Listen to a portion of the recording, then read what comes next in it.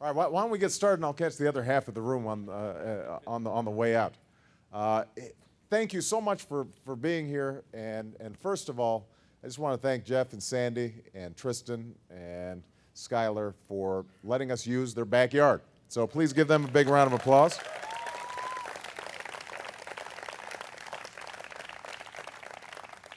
And since we are here, I should just say, go Bulldogs. I know how to work a crowd. I want to make sure that everybody also acknowledges your outstanding governor, Chet Culver, is here. The mayor of Des Moines, Frank County, is here. And State Representative Janet Peterson is here. All of whom are doing great work, and I had a chance to work with and get to know when I spent a few months here in Iowa a couple of years ago. It is wonderful to be back, and I thank all of you for coming. I am not going to give a long speech on the front end here. What I really want to do is hear from you.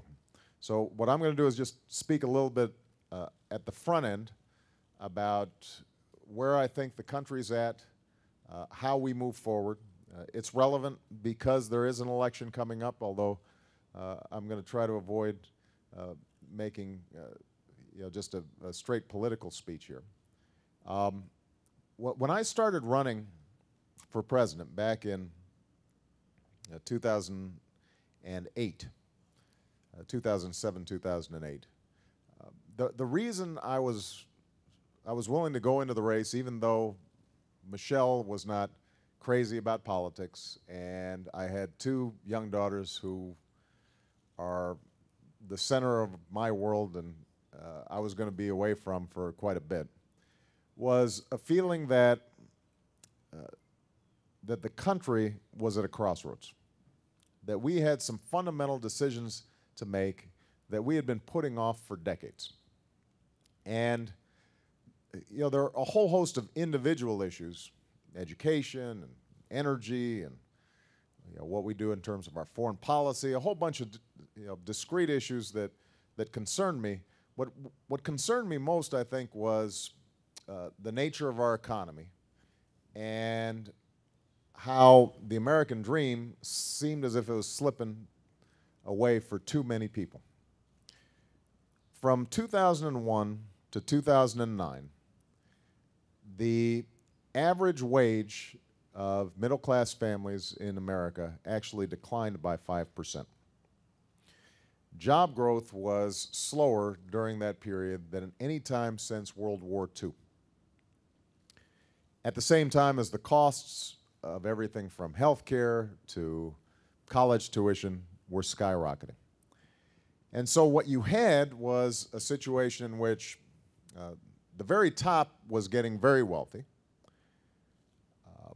but the middle class, which is the beating heart of our economy, and those aspiring to get into the middle class were finding it harder and harder to get ahead. And there were a range of reasons for that, but a lot of it had to do with a set of policies that had been put in place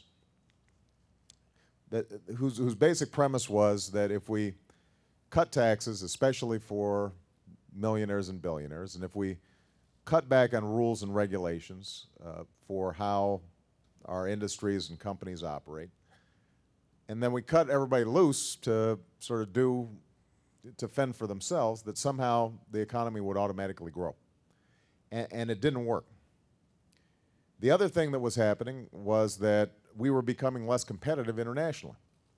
So manufacturing jobs were moving overseas. You saw countries like China and India and Brazil investing heavily in their education systems and in infrastructure, and where we used to be ranked number 1, for example, in the proportion of college graduates, we now rank number 12. Where we used to have had the best public school system in the world, now our kids rank 21st in science and 25th in math.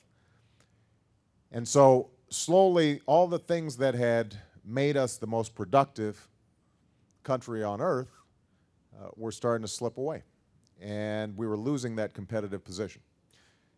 So what I said was, I'm going to run for president because there's some long-term things that we can do that will start growing our economy from the bottom up, make sure that the middle class is expanding, make sure that innovation and entrepreneurship is taking place in this country and not someplace else, that we can start rebuilding our economy so that it works for everybody. And that was really the platform that I ran on in 2008. And that meant that we had to have a school system that was serious about training our young people for the jobs of the future, which wasn't just a function of more money, by the way. It also meant reforming our school system so that it worked better.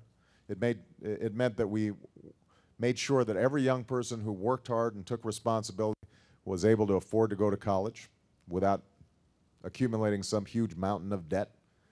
It meant that we put much more emphasis on math and science and how we could develop new technologies in our economy and innovation.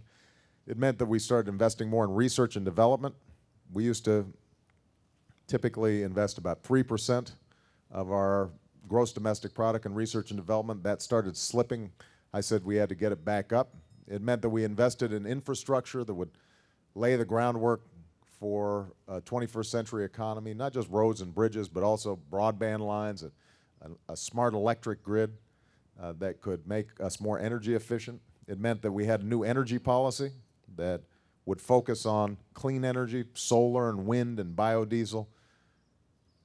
And it meant we had to fix our healthcare system, which was a huge drag on businesses and families and the federal government. It meant that we had to also get control of our spending and align what we take in and how much we spend at the federal government level so that it was sustainable. Now, that was just on domestic policy. We had a whole bunch of things we had to do on foreign policy, too. It turns out that we were in more trouble than we had even imagined in 2008. So that by the time I was sworn in January of 2009, a lot of these economic policies had culminated in the worst financial crisis since the Great Depression. And I don't need to tell you how devastating that's been for people all across the country and here in Iowa. I mean, in the 6 months before I was sworn in, we lost 4 million jobs. The month I was sworn in, we lost 750,000 jobs.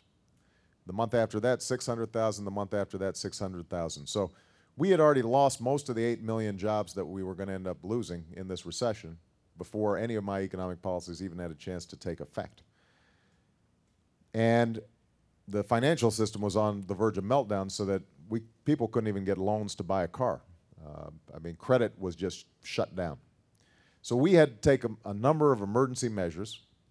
We stepped in and we stopped the bleeding. Now the economy is growing again. We've had private sector job growth for the last 8 months. Credit is now flowing again, although small businesses are still having a tough time getting credit. And so we've been focused. We signed a bill actually this week to help small businesses get credit and cut some of their taxes. And so I'm very proud of the fact that we've been able to prevent the economy from going into a second depression. But not only do we have a big hole that we've got to climb ourselves out of, we still have those 8 million jobs that were lost, and that's a lot of jobs to make up. The economy's still not growing as fast as it needs to. A lot of small businesses are still struggling. A lot of large businesses are just sitting on a lot of cash because they're still uncertain about whether to invest in the future. But all those other problems that we had, those didn't go away. The foundational problems, the structural problems in the economy that had led us to slip relative to other countries. So we've had a real challenge over the last couple of years of dealing with a crisis but not taking our eye off the ball in terms of some of the policies that we've got to change. And that's why financial reform was so important, so we never have to engage in taxpayer-funded bailouts again. That's why health reform was so important, because we had the opportunity not only to help ordinary folks have a better handle on their healthcare costs, but also that over time we can make the healthcare system as a whole more efficient and effective. That's why we've put so much emphasis on education reform. And this is one area where I think that we've actually gotten some compliments from Republicans because we are not taking an ideological approach. We're saying, how do we create more accountability in the system? How do we encourage better teachers in the classroom? How do we break through some of the bureaucracy to make sure our kids are learning what they need to learn? This is all by way of saying that the challenges the economy faces are still great, and they're not going to go away tomorrow or the next day. But we're on the right path. We're on the right track. As long as we stay focused on two things. Number one, that our economy only works when folks who are working hard, middle-class families, ordinary folks have opportunity, so that if they're doing the right thing, they're going to be able to support a family, they're going to be able to send their kids to a good school and send them to college, they're going to be able to retire with some dignity and respect, they're going to be able to afford health care and not go bankrupt when they get sick. That has to be the orientation. And everything we think about in terms of economic policy is, how do we make sure that if people are out here working hard and taking responsibility for themselves and their families, that they are rewarded? That's the essence of the American dream. And the second thing that we've got to keep in mind is that we've got to make tough choices if we're going to solve some of these long-term problems that we've been putting off. And that means putting aside some of the politics as usual. And it also means sometimes telling folks things they don't want to hear.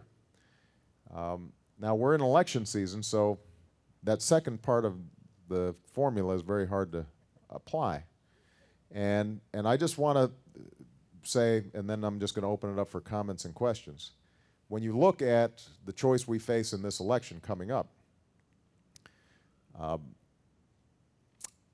the other side, what it's really offering is the same policies that from 2001 to 2009 put off hard problems and didn't really speak honestly to the American people about how we're going to get this country on track over the long term. And I just want to use as an example the proposal that they put forward with respect to tax policy. They want to borrow $700 billion to provide tax cuts for the top 2% of Americans, people making more than $250,000 a year.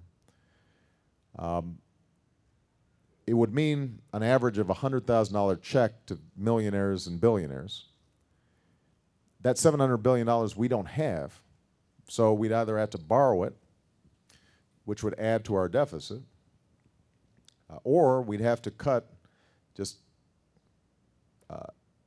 to give you an example, about 20% of the amount of money that we spend on education. We'd have to cut investments we've made in clean energy. We'd have to cut investments we've made in Head Start. We'd have to cut improvements in terms of student loans for kids going to college that would affect about 8 million kids. So that's an example of where you've got a choice to make. You can't say you want to balance the budget, deal with our deficit, invest in our kids, and have a $700 billion tax cut that affects only 2% of the population. You just can't do it. And so I hope that as you go forward, not just over the next 6 weeks before the election, but over the next 2 years, or next 6 years, or next 10 years, as you're examining what's taking place in Washington, that you just keep in mind that we're not going to be able to solve our big problems unless we honestly address them. And it means that we've got to make choices, and we've got to decide what's important. And if we think our kids are important and the next generation's important, then we've got to act like it. We can't pretend that they're shortcuts, or that we can cut our taxes, completely have all the benefits that we want, and balance the budget, and not make any tough choices. That's, I think more than anything, the message that I want to be communicating to the American people in the months and years ahead. Anyway, with that, I just want to open it up. I know that there are microphones somewhere in the audience. You got these terrific young people who have volunteered. Just raise your hand and they'll find you. Here you go. Why don't we start right here? And please introduce yourself. Good morning, Mr. President. My name's Mary Steer. Welcome back to Iowa. Thank you, We're thrilled Mary. to have you back It's here. great to be back. I have a 24-year-old son who campaigned fiercely for you and was very inspired by your message of hope. Yeah. He graduated from Simpson College about a year and a half ago with honors. Congratulations. And he's still struggling to find a full-time job. Right. And he and many of his friends are struggling. They are losing their hope, which was a message that you inspired them with. Could you speak to that, how you would speak to the young men and women in our country who are struggling to find a job, and speak to that message of hope? Well, you know, I was in Madison, Wisconsin yesterday, and we had about 25,000, mostly young people, come out. And it was a terrific reminder of the fact that young people still have so much energy and so much enthusiasm for the future. But they're going through a tough time. Look, this generation that is coming of age is going through the toughest economy of any generation since the 1930s. That's pretty remarkable. Most of us, in fact, I'm just looking around the room, I think it's fair to say nobody here remembers the economy of the Great Depression. So the worst economy we had gone through, maybe one, maybe a couple, but you guys look really good for your age, though. So, but for most of us, you know, the worst we had seen before was the 1981 recession, the 1991 recession, and then the recession in 2001. This recession had more impact on middle-class families than those other three recessions combined in terms of job loss and how it's affected people's incomes. So that's going to have an effect on an entire generation. It means that they're worried about the future in a way that most of us weren't worried when we got out of college. Now, here's the good news, and I've said this to young people. I think that this generation, your son's generation, is smarter, more sophisticated, more passionate, has a broader worldview. I think that they don't take things for granted. They're willing to work hard for whatever they can achieve. I think they think about the community and other people, and they don't just have a narrow focus on what's in it for me. When I meet young people these days, I am very impressed with them. I think they are terrifically talented, and so their future will be fine. But in the short term, what I'd say to them is that, first of all, we're doing everything we can to make sure that they can get the best education possible. One of the things that we did this year that didn't get a lot of attention was we were able to change the student loan program out of the federal government to save about $60 billion that's going to go directly to students in the form of higher grants, reduced loan burdens, debt burdens when they get out of college. It's going to make a difference to them. So we're going to do everything we can to make sure they can succeed educationally. Number two, obviously we're doing everything we can to grow the economy so that if they've got the skills, they're going to be able to find a job in this new economy. And as I said, we've seen private sector job growth 8 consecutive months now. The economy is growing, it's just not growing as fast as we'd like it. Partly because there's still some headwinds. We had some overhang because of all the problems in the housing market, and the housing market's a big chunk of our economy. All that excess inventory of houses that were built during the housing bubble, they're getting absorbed, and slowly that will start improving. So the expectation is that although we're not growing as fast as we can, if we're making some good choices about providing small businesses tax breaks and helping to shore up the housing market, that over the next couple of years, you're going to start seeing steadily the economy improving. And if young people like your son are prepared, if they're focused and equipped, they're going to be able to find a good job. In the meantime, what we've also done is made sure, for example, that your son can stay on your health insurance until the age of 26, which, because of health care reform. And that is going to relieve some of the stress that they're feeling right now. And then finally, what I'd tell your son is that we're trying to make some tough decisions now so that by the time he has his own son or daughter, that we are back to #1 in research and development, back to #1 in the proportion of college graduates, back to #1 in terms of innovation and entrepreneurship, that we have succeeded in creating a competitive America that will ensure this 21st century is the American century, just like the 20th century was. But it's going to take some time. And so the main message I have to young people, in some ways this generation may be less fixed on immediate gratification than our generation was, partly because they've seen how some hardship in their own families and in their own careers. Okay, who's next? Gentleman right here. My name's Bob Brammer. I live about 5 or 6 blocks away in Beaverdale, and we're really glad you came here, Mr. President. Thank you.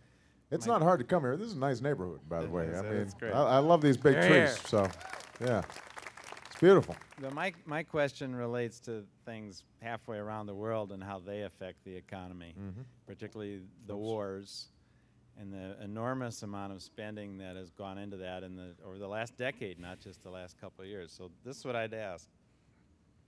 Those decade-long conflicts have had an enormous cost in terms of people killed and wounded, our men and women and other peoples who are killed, and they've had a gigantic cost in terms of money and resources and people diverted to the war.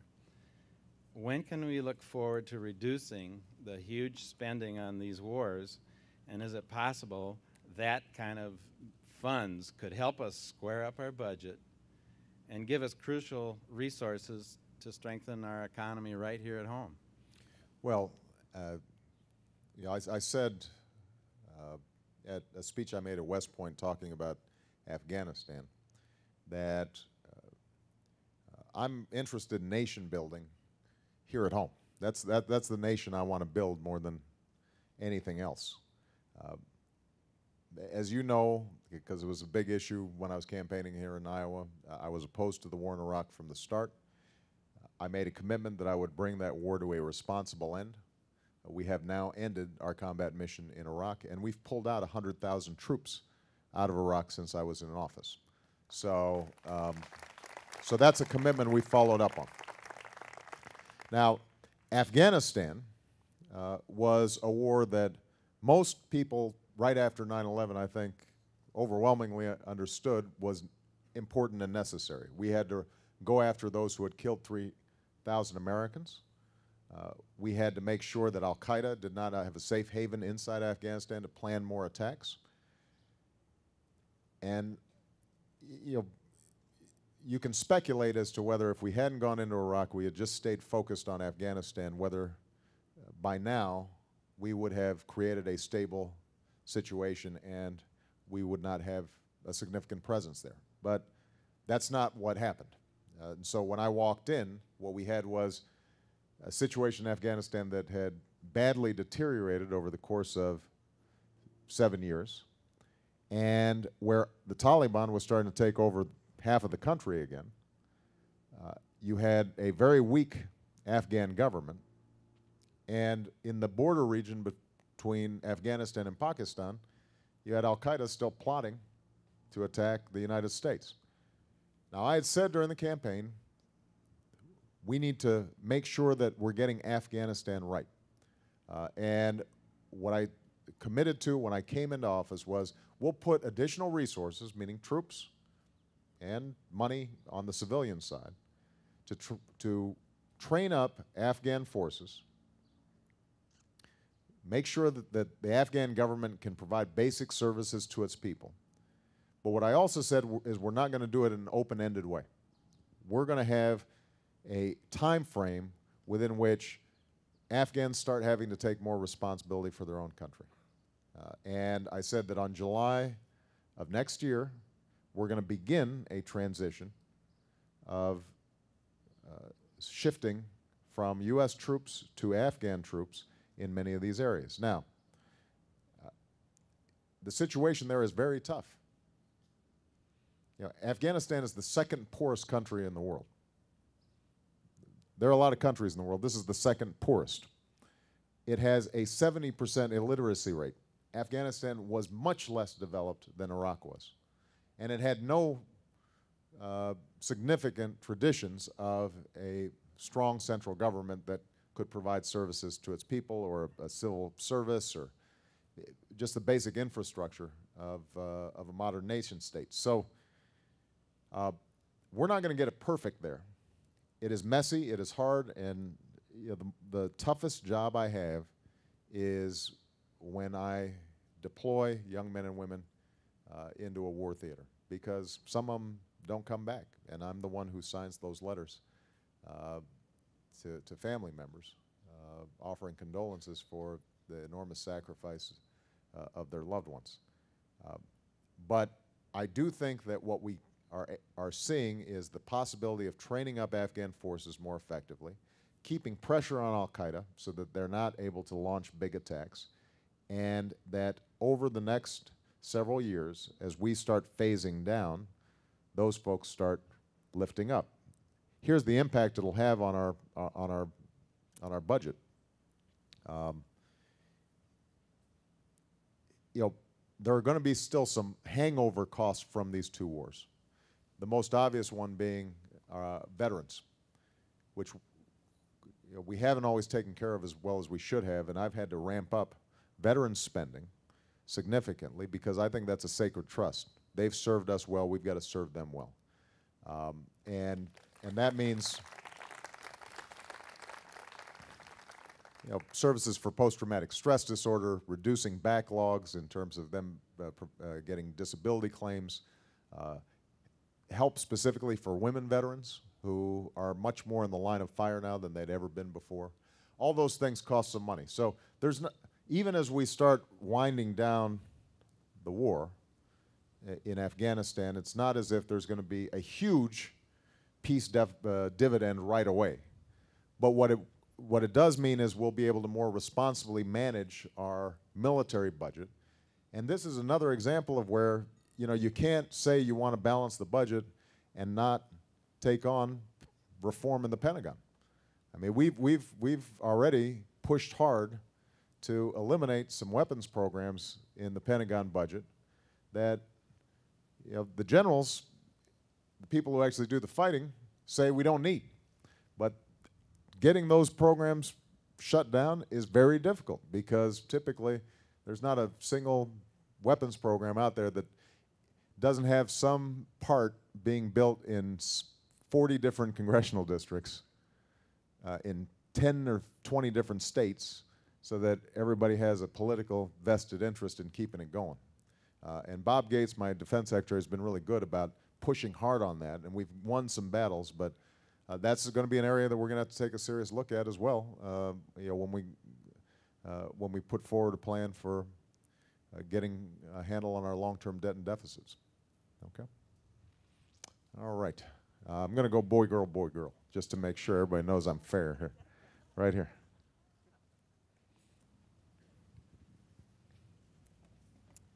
Hi, my name is Jeanette McKenzie, and my mother lives with my husband and I. We take care of her. She's been with us for 6 years now. She is currently in a nursing home getting rehab. Right. I have great concerns over your health bill. Mm-hmm. One of the ladies in admissions over there, whom I was talking with the other week, she's from England, and her family is still in England. Right. And she was explaining to us telling us what we had to look forward to here.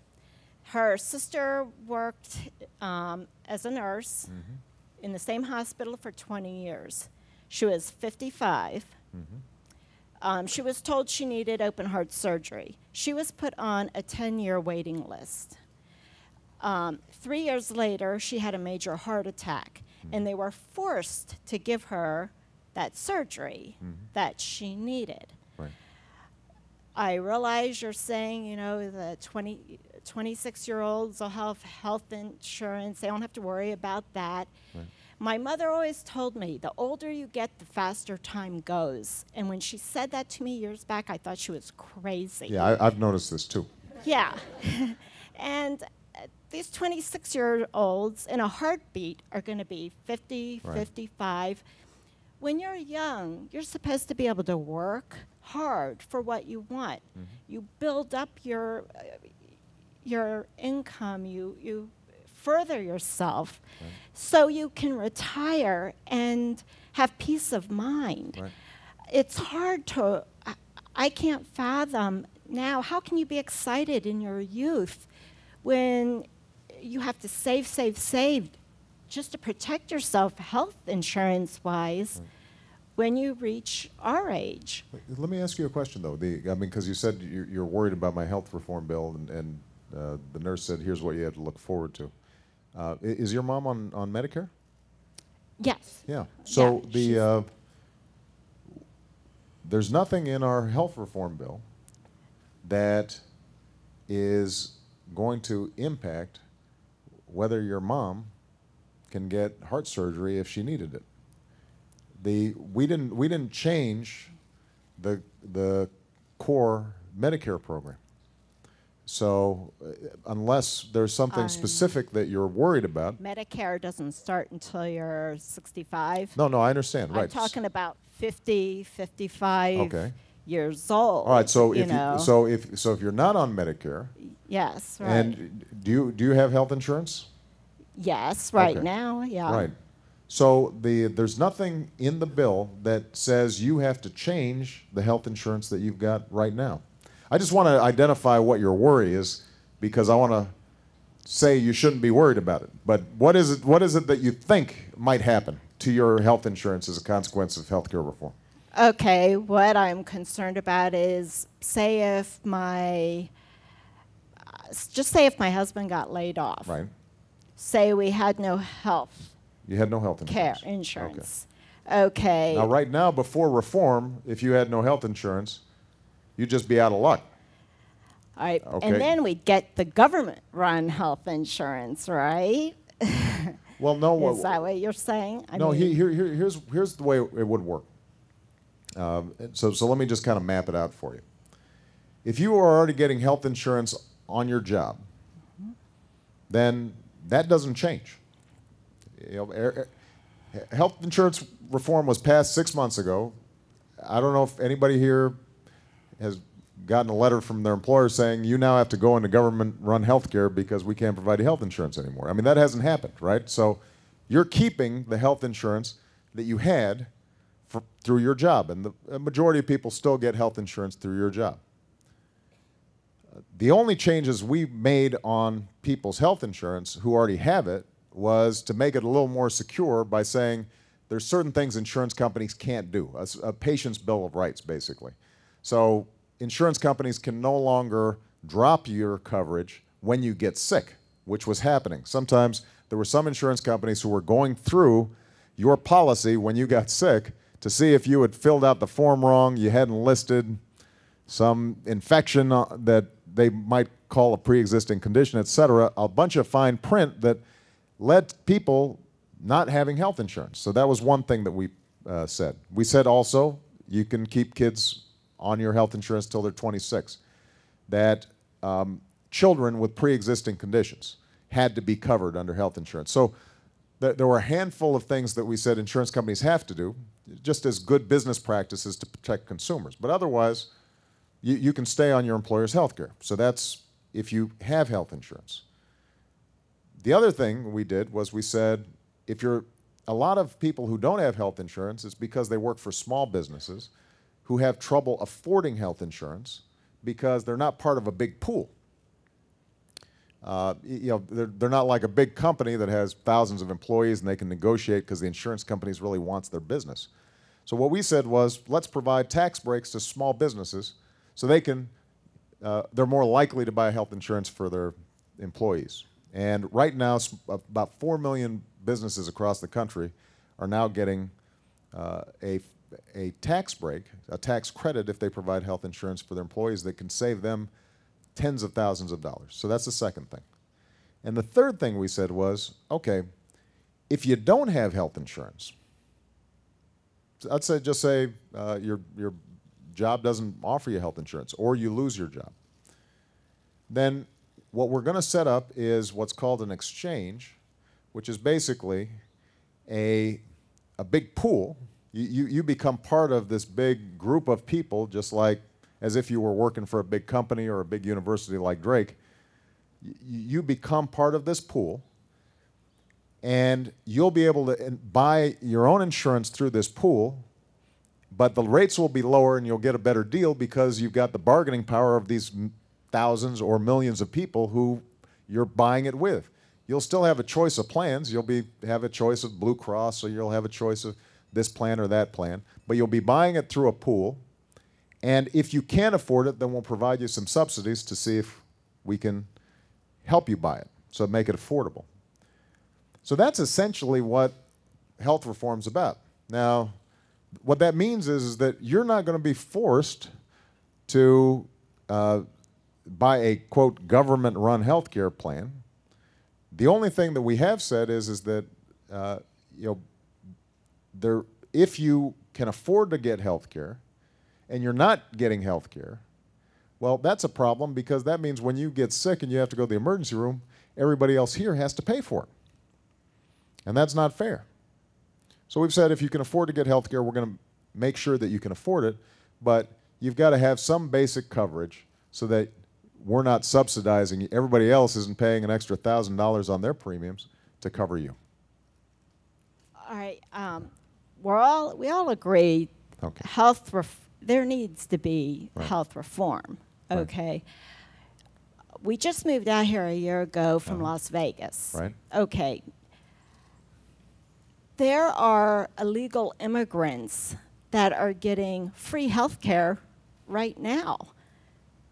Okay, the doctor, we had clinics and stuff close up because they couldn't even afford to stay open because of all the illegal immigrants that were getting health care. Well, let me do this, because I'll answer this question, then I want to make sure everybody else gets a chance too. But I think this is important for me to be able to clear up some stuff.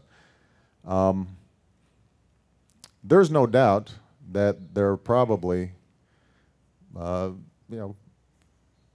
a number of hospitals in every major city, doctors in every major city, who are providing uncompensated care to a whole lot of people, including some illegal immigrants.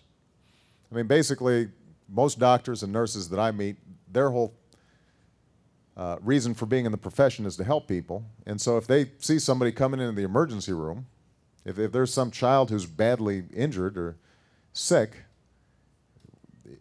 they're going to not check on their immigrant status. They're going to say, this is somebody who needs help. And I think that's the right thing to do for our society generally. I think it is very important for us to make sure that we have compassion as part of our national character. Now,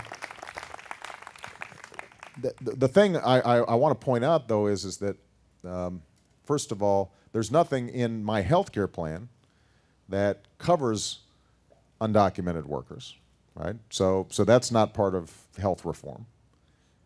And the second thing is, it turns out actually illegal immigrants probably underutilize the healthcare system. The only time they go to the healthcare system is if they have an emergency, because for the most part they're worried about getting caught. So that's not to say that there's not a portion of that population that is getting uncompensated care that's adding to our costs, but there are a lot more Americans who don't have health insurance, as a consequence don't get regular checkups, aren't getting preventive care are more likely to end up in the emergency room, are more likely to add to the costs of the hospitals or the doctors. And so if we can provide them with basic checkups, basic preventive care, affordable health care, so they've got some peace of mind, that will actually, over time, make the system more efficient as a whole, because emergency room care is the most expensive kind of care. But I guess the main message I just want to communicate, because there was a lot of misinformation during the healthcare debate. I just want to communicate that if you're happy with what you got, nobody's changing it. And you and your mom are going to be able to have, your mom is going to have her Medicare, and the core benefits of Medicare aren't changing. And if you've got health care through your employer, that's not going to change except to make it a little bit safer and more secure. If you don't have health care, then it's just going to help. And overall, independent estimates say that this is not going to add to our deficit. It's actually going to reduce our deficit because we're making the healthcare system more efficient over time. But I understand why people are concerned, because this is a very personal thing, and nothing's scarier than when you don't have health care and you're sick. I've told the story of when Sasha was 3 months old, she got meningitis, and I still remember going to the hospital, and she had to get a spinal tap, and I never felt so helpless and scared in my life. And I was lucky to have health insurance, but we were in the emergency room looking around and thinking, well, what if I was one of these other parents who didn't have it, and my daughter was going through this? And I was thinking, I'm going to get a $20,000 or $30,000 bill after this, and I have no way of paying for it. What is, or what if my child has a chronic illness? And so it's not just a one-time trip, but it's trip after trip. And I don't think any parent should have to go through that, not in a society as rich as ours. So, but thank you for the question. It's helpful. Yes, sir. Got a mic right behind you.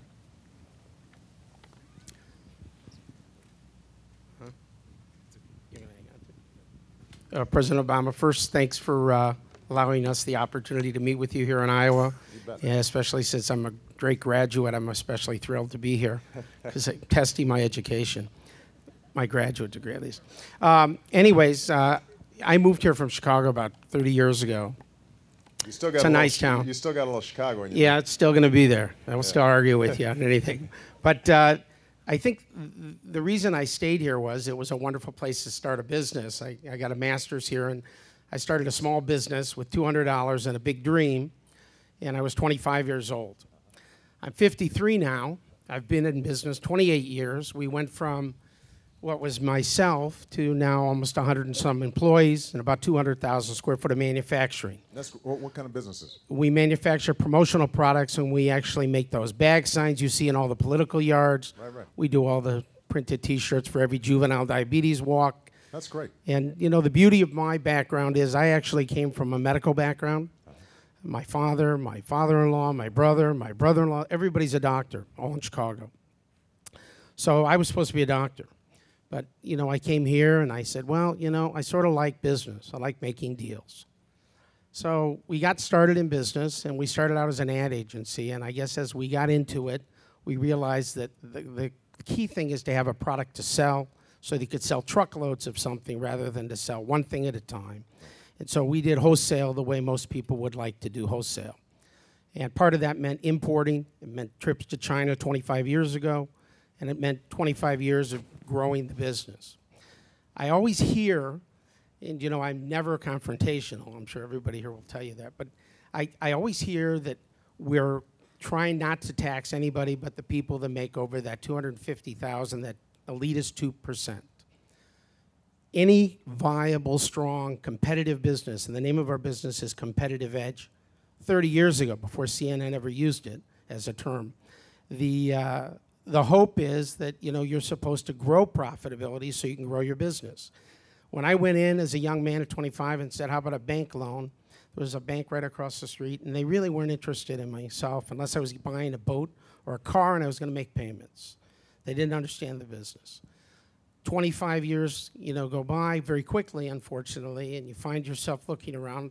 proud of what you've built, but at the same time, realizing there are new threats that, you know, besides what, unfortunately, you have to deal with on your plate on a macro level, which is mind-boggling. You know, we each have our own little niche. We also pay that health insurance for our employees, always did. I remember paying for an employee, said, what are my benefits? I said, you're going to get health insurance. You're going to get a profit-sharing possibility here. You're going to be able to grow with us. And the goal was lock up the person because you don't want people changing jobs. That insurance for that individual was $32, $32 a month, and I more than happily picked that up. Today, that amount is like $500. They don't even get the same level of service. They get all generics. They don't get the products. They don't get anything. I guess my commentary comes down to is, as the government gets more and more involved in business and gets more involved in taxes to pay for an awful lot of programs, what you're finding is you're strangling those job creation vehicles that are available. Excuse me. Give me one second. You're sort of strangling the, you know, the engine that does create the jobs. We have jobs that we offer, I mean, regularly. There's always an opportunity for somebody who wants to work hard. I don't care what the background is. I don't care what the health level, what the education is, or where they came from. But the fundamentals are profit, $250,000. Well, if you're two people in a family, that's not a lot. It seems like a lot, but not when you have the family, the kids, the cars, the college, and all the other things that go. Plus, you have to grow the engine. You have to grow it to continue to provide more jobs and to create the dream. Yeah, there's a lot of wealth, but it's trapped in the buildings, the 200,000 square feet. It's trapped in millions of dollars in inventory. It's trapped in accounts receivable, which can run millions of dollars. People that are saying, you know, I don't have it right now. I can't pay you. But the government comes along every quarter, and the tax checks do go out on imaginary profits that you hope you won't write off as bad debts at a year later, on things that really, from my perspective, are the thrills of owning a small business, you know, having the whole plate on a micro level that you would have and having to constantly keep the balls in the air. One of the things that concerns me is that repeal the Bush, quote, tax cuts. The repeal, I don't care if it's 5%. That's 5% that would create a job. 5% on millions of dollars of profit creates many jobs. Nobody's putting it in their pocket on a corporate level. They can sit with their piles of cash, but on a small business level, which is, you know, the essence of this country, and it is the foreign ambassador for countries around the world to meet us. When I go to China and I spend all my time, I have a one-on-one relationship. I sent an email out to all the people we do business with. I go, do you have any questions for our president? If I'm blessed and I have the opportunity to spend the 4 hours under the trees, I'd like to present your arguments. First one was from China. Why are you pressuring them for the renminbi? Why are you pressuring? All right, we're going way afield now. I mean, so let me focus on your question. The job creation and I'll be happy to talk about it. And then if you want, I can tell you, you know, if you're making an argument on behalf of China about their currency, I'm happy to make that argument to push back on that. But let me focus on the issue you raised about your business. And first of all, you know, I'm thrilled that you've been able to build this success. I have signed 8 small business tax cuts since I came into office. And the package that we signed this week cut taxes in 8 more ways. So your taxes haven't gone up in this administration. Your taxes have gone down in this administration. So I just want to be clear about this, because this is something that I know a lot of times, you know, you know, I just think the notion that, well, he's a Democrat, so your taxes must have gone up. Well, that's just not true. Taxes have gone down for you, the small business person, and by the way, for 95% of working families. That was part of the Recovery Act, was reducing people's taxes. Now, with respect to the debate that's now taking place on the Bush tax cuts, keep in mind that what we've proposed is to extend the Bush tax cuts for all income up to $250,000. So it's not just sort of the person who's making $60,000 who would get a tax break, or who's making $100,000 who would make a tax break, who would get a tax break. If you're making $300,000, you'd still get a tax break on the first $250,000 worth of income.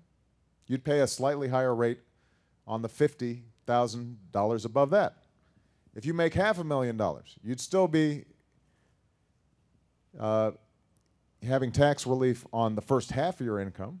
On the other half, above 250, you'd have a slightly higher rate. A rate, by the way, that is back to the level it was under Bill Clinton, at a time when there were a lot of small businesses, and in fact, the economy was doing much better. The reason I think it's important for us to do this is not because I'm not sympathetic to small businesses. It has to do with the fact that 98% of small businesses actually have a profit of less than $250,000. So it's not just individuals who generally don't make that much money. Most small businesses don't make that much money either. But it costs $700 billion. And so I've got to figure out, well, how do I pay for $700 billion? Because everybody's also concerned that our deficit's out of control. So then folks will say, well, let's cut government spending. Well, most government spending is Medicare, Medicaid, veterans funding, defense. I mean, so when people look at the budget, a lot of times they say, well, why don't you just cut out foreign aid, for example? Foreign aid is 1% of our budget. Not 25%, it's 1%. People say, well, why don't you eliminate all those earmarks, all those pork projects that members of Congress are getting out there? Now, I actually think that a lot of that stuff needs to end, but even if I eliminated every single earmark, a pork project by members of Congress, that's 1% of the budget. I mean, so finding $700 billion is not easy. And when we borrow $700 billion, we're adding to our deficit and debt, and then we've got to pay interest to China or whoever else is willing to buy our debt. So these are the choices. So it's not that, when it comes to small businesses or big businesses, that I have any interest in raising taxes. I'd like to keep taxes low so that you can create more jobs. But I also have to make sure that we are paying our bills and that we're not putting off debt for the future generation. And that's what happened in the Bush tax cuts in 2001 and 2003. We lopped off taxes and we did not pay for it, and that is the single largest contributor to the debt and the deficit. It's not anything that we did last year as in emergency spending. It's not the auto bailout. It's not the health care bill. That's not what's added to our deficit. The single biggest reason that we went from a surplus under Bill Clinton to a deficit of record levels when I walked into office had to do with these Bush tax cuts, because they weren't paid for and we didn't cut anything to match them up. So I think that to say to the top 2% of businesses, which, by the way, includes hedge fund managers who set up an S corporation but are pulling down $1 billion a year, but they're still considered a small business under the criteria that are set up there, that to say to them, you've got to pay a modestly higher amount to help make sure that our budget over time gets balanced, I think that's a fair thing to do. And I think when I talk to a lot of businesses, they just don't want super high rates of the sort that existed before Ronald Reagan came into office. And I'm very sympathetic to that. And on capital gains and dividends, for example, we want to keep those relatively level. I would like to see a lower corporate tax rate. But the way to do that is to eliminate all the loopholes, because right now on paper we've got a high corporate tax rate, but in terms of what people actually pay, they've got so many loopholes that they've larded up in the tax code that effectively they pay very low rates. So this is a challenge, but I want to do everything I can to make sure that your business succeeds. I will say the reason that I'm pushing China about their currency is because their currency is undervalued, and that effectively means that their goods that they sell here cost about 10% less, and goods that we try to sell there cost about 10%. Or now, let me not say 10% because I don't want the financial markets to think I've got a particular. There is a range of estimates, but I think people generally think that they are managing their currency in ways that make our goods more expensive to sell and their goods cheaper to sell here. And that contributes, that's not the main reason for our trade imbalance, but it's a contributing factor to our trade imbalance. So, all right. Over here. Thank you. Good morning, Mr. President. Good morning. I'm a proud Iowa social worker who works with crime victims, and my question is about the poverty rate. We currently have a rate of 14% poverty. That's 1 out of 7 people are in poverty. And I believe that that's the highest rate since the 1960s. And there's a lot of reasons why people go into poverty who weren't in poverty before. You know, things like medical emergencies and losing jobs, being a crime victim, and, you know, especially for women, a divorce. My question is, what are we going to do, or I guess more specifically, what are you going to do to help 1 out of 6 or 7 people get out of poverty? It's a profound question. The poverty rate, I think, is the highest it's been in 15 years. It's still significantly lower than it was back in the 1960s, but it's unacceptably high. The single most important thing I can do to drive the poverty rate down is to grow the economy. You know, what has really increased poverty is folks losing their jobs and being much more vulnerable. So everything we can do to provide, you know, tax breaks for small businesses that are starting up, to make sure that we are encouraging, for example, trying to accelerate investment in plants and equipment this year, and letting people write it off more quickly so that companies that are on the sidelines that are thinking about investing, they say, you know what, why don't we go ahead and take the plunge now and start hiring now instead of later.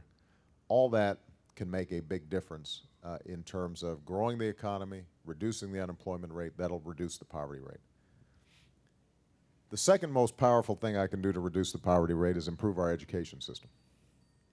Because the single biggest indicator of poverty is whether or not you graduated from high school and you're able to get some sort of post-secondary education.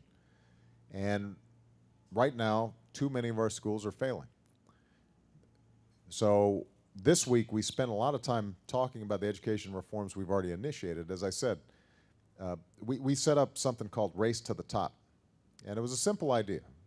The federal government sends education dollars to schools all across the country to help them, particularly poorer schools. But what we said is we're going to take a portion of that money, $4 billion, and we're going to say to the states, you're going to have a competition for this money. You're not automatically going to get it because of some formula. You've got to show us that you are initiating reforms that are going to recruit better teachers and train them more effectively, that are going to have greater accountability measures so you're able to track how students are doing during the course of the school year and make adjustments so that they're not just being passed along from grade to grade even though they can't read or do arithmetic at their grade level. We're going to encourage more charter schools and more experiments in learning across the country. All these reform efforts that we triggered through this competition have meant that 32 states actually changed their laws. It's probably the biggest set of reforms that we've seen nationwide on public education in a generation. Then what we're trying to do is make sure that we're working with community colleges and ensuring that they are providing a great pathway for young people who do graduate from high school. They may not go to four-year colleges right away, but the community colleges system can be just a terrific gateway for folks to get skills. Some start at community college and then go on to four-year colleges. Some just get technical training, get a job, and then come back maybe 5 years later to upgrade their skills or adapt them to a new business. So we're putting a lot of resources and effort into making sure that community colleges are constantly improving and they're adapting their curriculum to the jobs of the future. So education and growing the economy generally, those are the most important things I can do for poverty. Now, there are other things like, for example, health reform so that people don't lose their homes if they get sick that will help keep people out of poverty. Making sure that we're dealing with domestic violence, which can have an impact on women that then drives them out of homes and puts them into difficult situations. Dealing with our veterans so that if they've got post-traumatic stress disorder, we are treating them quickly before it compounds itself and eventually they end up on the streets. And you know, it's very hard for them then to get back on their feet. You know, those are all things that are important, and we're going to keep on doing them. But if we can grow this economy and improve our education system, that's going to be the most important thing we can do. So, I'm getting the signal. One more question? Okay. I'm going to have to call on the guy with the collar. What can I do? You know, I didn't mean to outrank you here, but. Sorry, Matt. Mr. President, Father Michael Amadale, pastor of Holy Trinity Catholic Church here in Beavidale, as well as the school that in 2008 was recipient of the Department of Education's Blue Ribbon Award. Congratulations. So, thank you for being here. Congratulations. Congratulations. Secondly, thank you for your leadership. These are very tough economic times, tough times for our country in regards to men and women being deployed. Yeah. My question for you comes from a member of my congregation who is 55 years of age, has a wife, 2 children who are freshmen in high school. Right. A year ago, he lost his job in manufacturing. He's been unemployed now for a year plus. What will your economic policies do for him within the next year, and hopefully to be able to secure a job and have that American dream again, which has now been lost? Well, you know, obviously that story is duplicated all across the country, and you know, I get letters. I get about 40,000 letters or emails from constituents across the country every single day, and my staff selects out about 10 of them for me to read each night, sort of a representative sampling. I know this is a representative sampling because about half the letters call me an idiot. So they're not screening them out. But a bunch of those, you know, a bunch of those letters talk about, I'm 50 years old, I've worked hard all my life, you know, I've looked after my family, the plant closed, or you know, the office shut down, and it's very hard for me now to find work.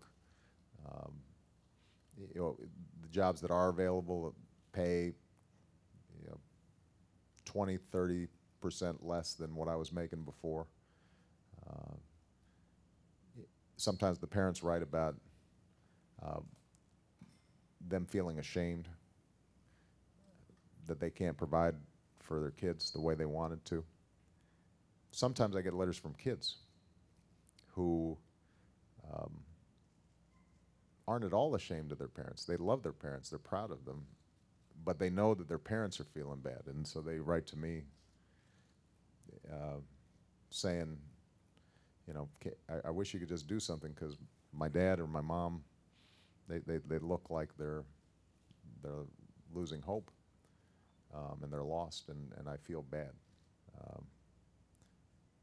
So what you know you're hearing is what a lot of folks are going through all across the country, and I think I've spoken generally about what we can do long term for our economic competitiveness.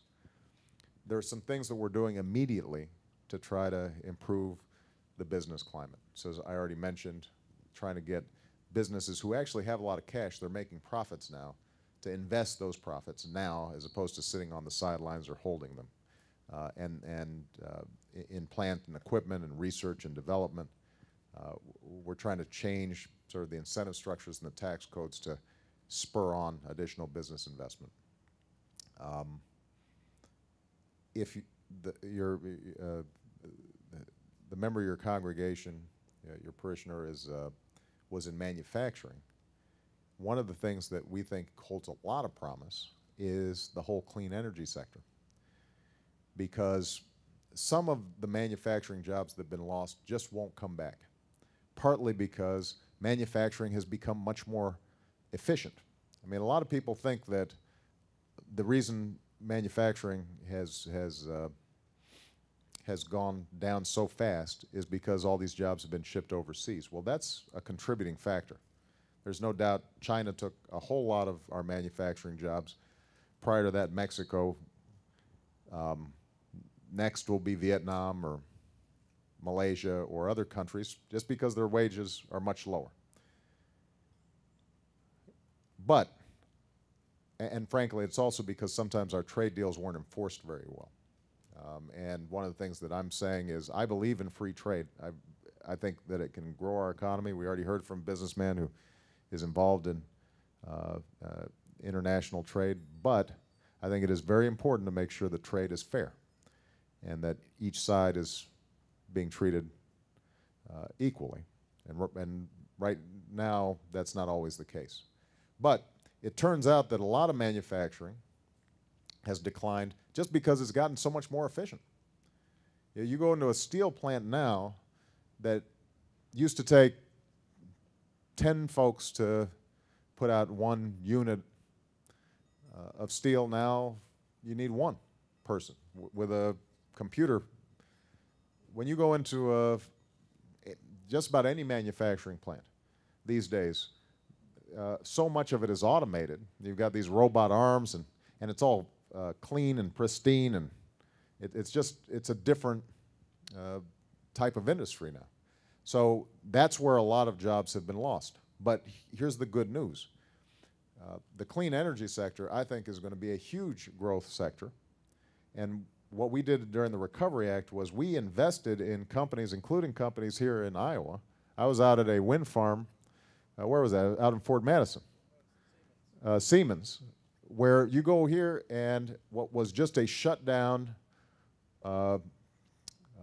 factory, they've reopened. They're building the blades for these massive windmills, and they had just hired several hundred people and were looking at hiring several hundred more because they are seeing some certainty in the renewable energy industry. And so they had actually hired a lot of folks who were coming off traditional manufacturing industries, applying their new skills to these new jobs. The same is happening in advanced battery manufacturing. I don't know, how many people here have a hybrid car? If you got a couple of folks. It turns out that we weren't making the batteries that are going into these hybrid and electric cars. They were all being made elsewhere. We had about 2% of the market.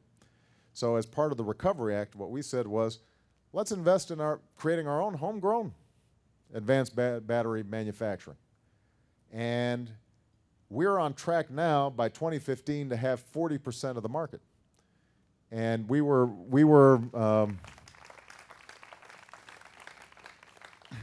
in Michigan and looking at one of these plants. A lot of the folks who are there are folks who used to work as suppliers for the auto industry, they had gotten laid off, and now they're back helping to build what will be the cars of the future. These advanced batteries that they're building are going into the Chevy Volt, which is a American-built clean energy car, a car of the future. So there are still going to be opportunities for skilled tradesmen, people who've worked in manufacturing, but it's not going to be in just these massive factories of the 1950s. It's going to be in these new factories focusing on new industries, and this is where innovation and research and development is so important. The one thing that's going to happen, though, is that that parishioner is going to need probably to update some of their skills, because, as I said, the fact that they know manufacturing, they know machines and tools, all that's going to be helpful, but they're also probably going to need to work a computer better. They're going to need to know how to diagnose a big, complicated system looking at a flat screen inside the factory, as opposed to tooling around and opening things up to see what's going on. And that may require some retraining, and that's again why the community college system can be so important. A lot of folks at the age of 50, they don't need 2 years of education, but they may need 6 months where they're able to retool and get some help paying the bills and making the mortgage while they are retooling. And those are the kinds of programs that I think we need to set up. Well, listen, this has been terrific. I am so grateful to all of you for taking the time to be here. You know, as I listen to the questions, you know, it's a good reminder. We've got a long way to go, but I do want everybody to feel encouraged about our future. This goes to the first question that was asked about the next generation. America is still the wealthiest country on earth. We have the best colleges and universities on earth. It still has the most dynamic entrepreneurial culture on earth. We've got the most productive workers of just about any advanced nation. We still have huge advantages, and people, billions of people around the world would still love the chance to be here. And so I don't want everybody to forget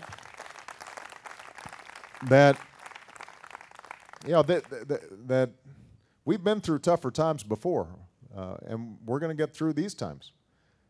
But typically when we've gotten through tough times, it's because we all buckled down and we refocused and we came together and we made some, you know, tough but necessary adjustments and changes in how we